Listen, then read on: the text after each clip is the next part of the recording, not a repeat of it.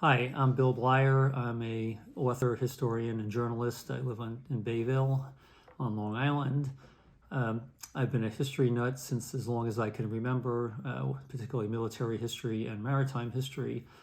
I was a Newsday staff writer for 33 years and retired in 2014 because I wanted to write books about Long Island history and continue to freelance for Newsday and magazines.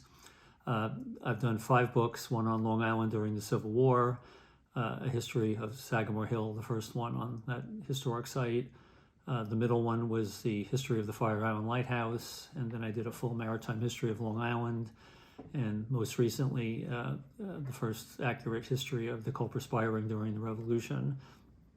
The lighthouse I had written about many times as a maritime history writer for Newsday, and the Lighthouse Preservation Society approached me about updating a 32-page booklet they had on the history of the lighthouse, and I suggested when I saw their archives that there was enough to do a full book, which I managed to do.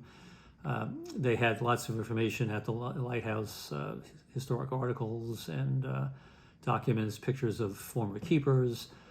So I got much of what I needed right there on site, and then I also took advantage of the archives from Robert Muller, who was a former head of the Long Island chapter of the U.S. Lighthouse Society, which he had donated to the East Islip Library. So I was able to pretty much do all the research I needed in 2 sites.